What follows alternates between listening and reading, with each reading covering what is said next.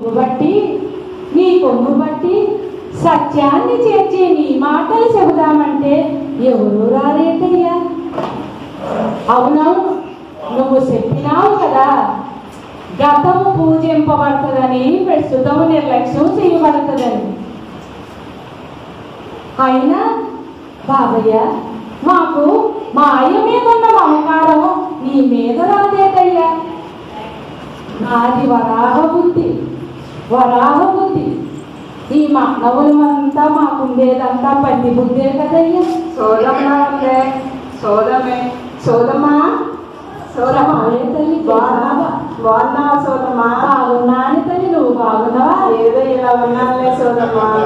అయినా నువ్వేంటి సోది చెప్పడం మానేసి కొత్తగా ఒక బొట్టుకొక్క పొట్టు మెడలో ఒక బిర్లేసావు, అన్ని వంటనే. ఎవరేం కితను? దేవదేవుడు అవతార పురుషుడే తల్లి, ఈ యుగ అవతార పురుషుడు అవతారు మెహర్ బాబా.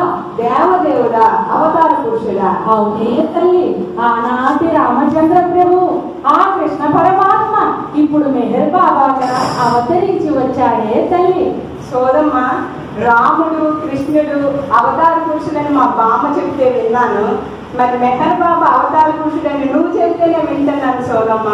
అసలు వీళ్ళని అవతార పురుషులని ఎందుకంటారు? రాముడు కృష్ణుడు అవతార పురుషుడని మీ బామ్మ చెప్పడము, మెహర్ బాబా అవతార పురుషుడని ఈ బామ్మ చెప్పడము కాదే తల్లి. ఆ అవతార స్థితి ఆ తండ్రి మాత్రమే, ఆ ప్రభువు మాత్రమే చెప్పుకోగలిగిన స్థితే తల్లి. అసలు ఎవరు అవతారుడో తెలుసా?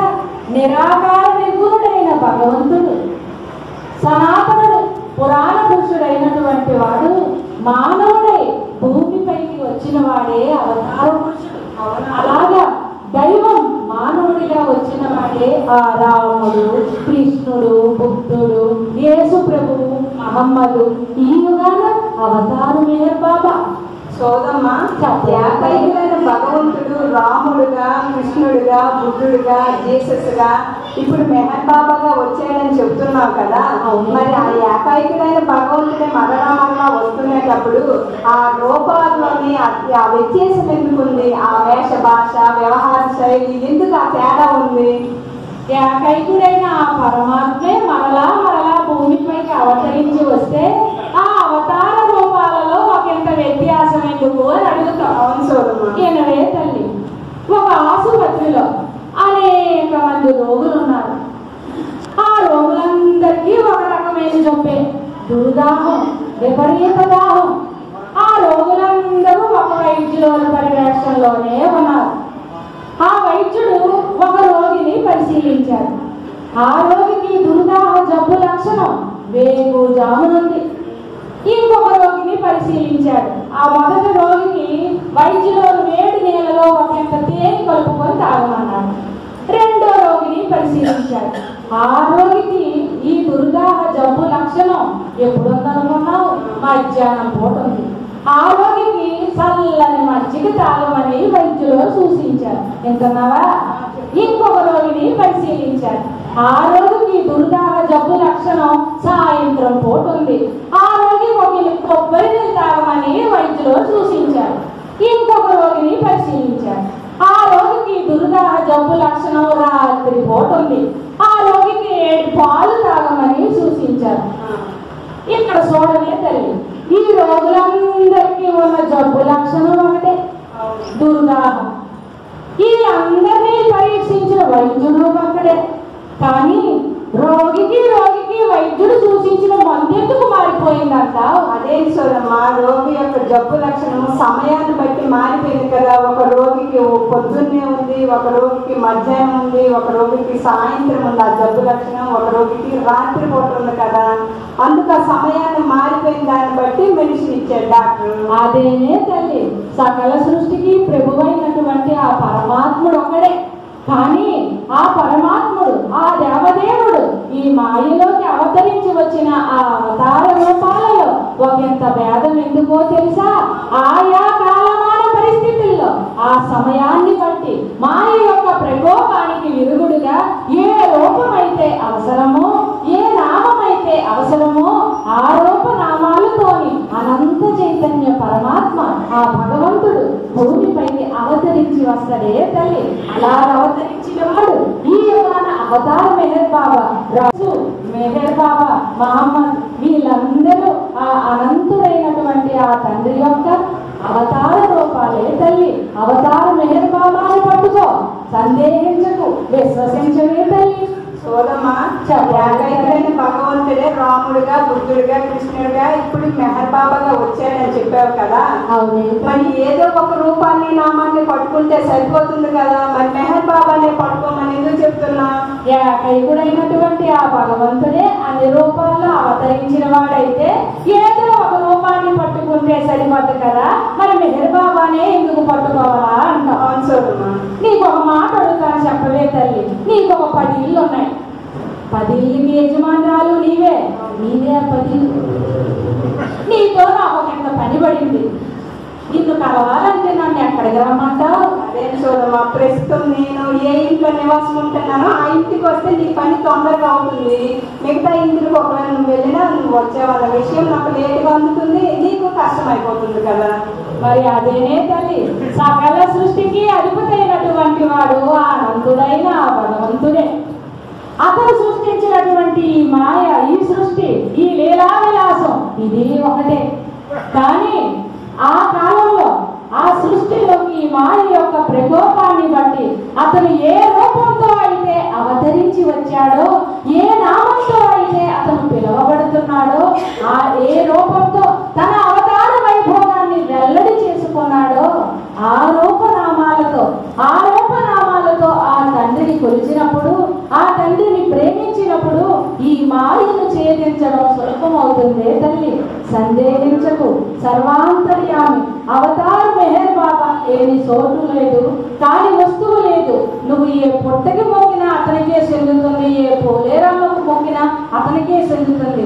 కానీ ఈ యుగాన అవసరమైనటువంటి రూపాన్ని ధరించి వచ్చాడే, ఈ సమయానికి ఈ కాలానికి అవసరమైన రూపాన్ని ధరించి వచ్చాడే, ఆ రూపనామాలతో భగవంతుని ప్రేమించావనుకో ఈ మాయను సేవించడం సులభమవుతుంది తల్లి. అవునా చూడమ్మా? అవునే తల్లి. సర్వాంతర్యామి బాబా బాబా బాబా బాబా మేరు బాబా బాబా బాబా బాబా బాబా మేరు బాబా నీవే సత్యం బాబా, నీవే నిత్యం బాబా.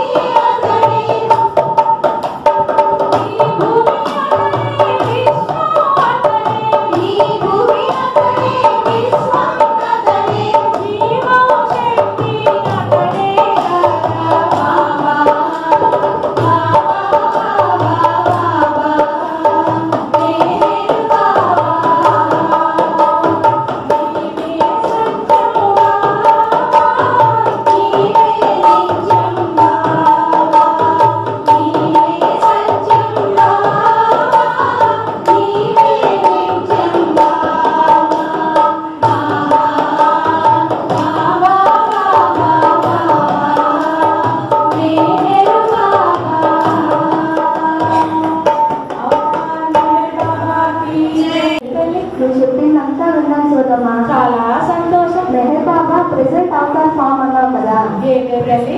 అదే ప్రస్తుత అవతారం అన్నావు కదా, అవునే తల్లి. కోరికలు తీర్చేస్తాడు సోదమ్మా. ఆనంద శక్తిమంతుడు కదా, అడిగిందల్లా ఇచ్చేస్తాడా అంటావు చూడమ్మా. లేదే తల్లి, మెహర్ బాబా కోరికలు కోరవద్దన్నాడు, నీ అవసరాలు తీరుస్తానన్నాడే తల్లి. కోరిక వేరే అవసరం వేరే సోదమ్మా. అయితే నాకు అన్ని అవసరాలు సోదమ్మా. అన్ని అవసరమే అంత తెలియదు ఏమే తల్లి. కోరిక ఏదో అవసరం ఏదో చెప్తాను, నేను చెప్పింది కాదు, ఆ తల్లి చెప్పినటువంటి ఎడారి మండు ఎండ, నీ కాలికి చోటు లేదు, నెత్తికి టోపీ లేదు. ఆ ఎండలో ఎడారిలో నువ్వు నడుస్తా ఉన్నావు, నీ కాలు మాడిపోతున్నాయి, నెత్తి కాలిపోతున్నది. ఆ సమయంలో నీకు దప్పికైతే తల్లి, నీకు నీళ్లు కావాలా, నిమ్మరసం కావాలా? నీరే కావాలి సోదమ్మా. అదేనే తల్లి అవసరం అంటే. అయినా ఒక మాట చెప్పు, ఆ అవసరం తీరడం కన్నా ఆనందం అవుతుంది. కోరిక తీరకపోతే ఆనందం ఎలా వస్తుంది సోదమ్మా? అదే తల్లి, కోరిక తీరిందనుకో అది తాత్కాలిక సంతోషం, తీరలేదనుకో దుఃఖం. అది ఆనందం కాదు, ఆ శాశ్వత ఆనందం, దివ్యానందం అసలే కాదు తల్లి. అర్థం సోదమ్మా. అర్థం కాలేదా?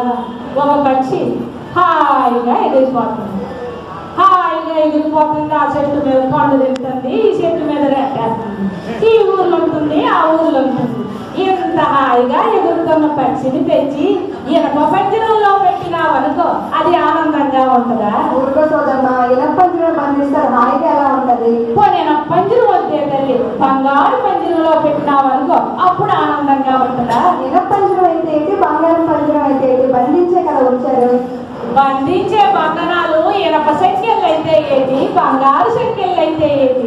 ఆ సంఖ్యల నుంచి విముక్తి కదే తల్లి కావలసింది. ఆ ముక్తిని ప్రసాదిస్తున్నానడే తల్లి. సోదమ్మా, మెహర్ బాబా దేవాదేవుడు అంటున్నావు కదా, ఆ కోరికలు ఏదో తీరుస్తూ ఆ ముక్తి ఏదో ప్రశ్నించచ్చు కదా. ఆ కోరికలు ఏవో తీరుస్తూ ముక్తిని ప్రసాదించేయచ్చు కదా. ఉడికిందేమో మిరపకాయ తీయకుంటే బాగుంది కదా అనుకుంటాను.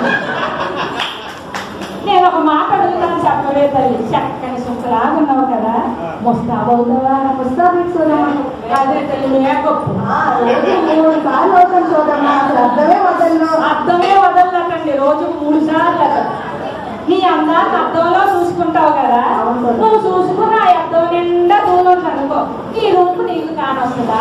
అర్థం నిండా దూరుంటే నా రూపు ఎలా కనిపిస్తుంది సోదమ్మా? అర్థము పైన పట్టినట్టి కొమ్ములోలే కోర్కెలొందిన, అర్థము పైన పట్టినట్టి కొమ్ములోలే కోర్కెలొందిన, నీవు చూడటోరిన, నీవు చూడటోరిన కాలపుర పెండితన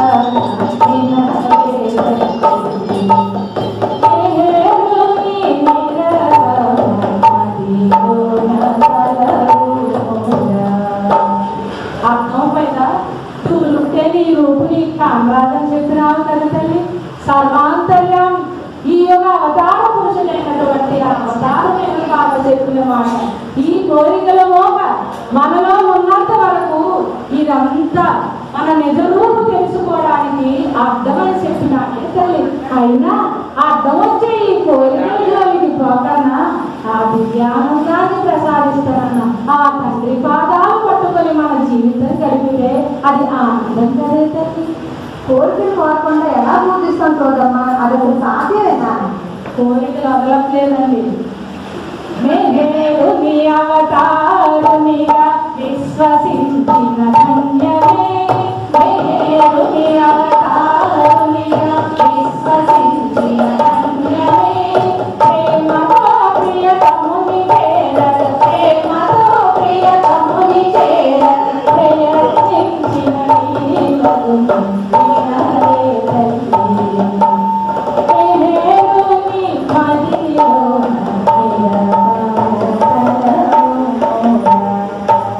సోదమ్మా,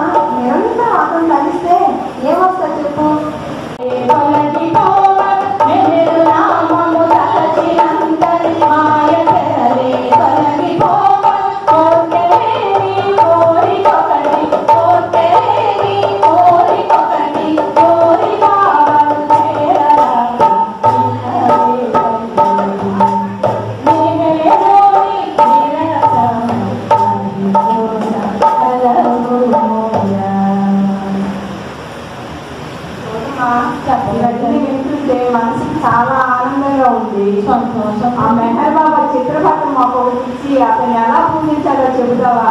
తప్పకుండా తల్లి. అవతారుడి యొక్క రూపాన్ని అందించడం కన్నా ఇంకా భాగ్యం ఏంటని చెప్పు. ఈసారి వచ్చినప్పుడు పెద్ద ఫోటో చెప్తాను తల్లి. ఎలా పూజించాలో అడిగావు కదా. పూజించడానికి ద్రవ్యాలు అవసరమేమో, ధనం అవసరమేమో. భగవంతుడు బాబాని ప్రేమించమని చెప్పినాడే తల్లి. బాబాని ప్రేమించడమా? అదేలా సోదమ్మా? నీ వారి కోసం ఎలా తపన పడతావో మన వారి కోసం మనం తపన పడతాం కదా. అలా అందరి కోసం తపన పడితే భగవంతుడిని ప్రేమించగలమని చెప్పాడే తల్లి. ఇతరుల దోషాలు అంచడం కాదు, ఇతరుల తప్పులు అంచడం కాదు, మనలోని తప్పులు మనం తెలుసుకొని సరిదిద్దుకోగలగాల. ఏ బాధలోనైనా తండ్రి నాకు ఇచ్చినటువంటి బాధని ఆనందంగా అప్పించగలగాల. అన్నిటికన్నా ఈ జన్మ, ఈ మానవ జన్మ భగవంతుడిని ప్రేమించడానికి అని వెలిగి భగవంతుడిని ప్రేమిస్తూ అతని సేవలో ఉండగలగాల. అదంతా ఎందుకే తల్లి? నీకు ఒక సొమ్ము చెప్తాను చూడు. నేను చెప్పింది కాదు, ఆ తండ్రి చెప్పింది. నిరంతరం ఆ తండ్రికి మధ్యలో ఉంచుకో. ఆ తండ్రి నామాన్ని స్మరించు. బాబాకి చెయ్యకొని ఆ తండ్రి నామాన్ని స్మరించవే తల్లి. నిరంతరం ఎట్టి అనిపించుకుంటే భగవంతుని ప్రేమించేటటువంటి ఆ ప్రేమ, ఆ తండ్రిని ప్రేమించే ఆ ప్రేమ అతనే ప్రసాదిస్తాడు తల్లి. సోదమ్మా నిరంతరము అతన్ని స్మరించుకొని అతని నామం చేసుకొని కూర్చుంటే మరి మిగతా పనులు ఎలా సోదమ్మా? పనులు మాడుకొని అతని దగ్గర కూర్చొని ఉండిపోవడం కాదే తల్లి. కూర్చొని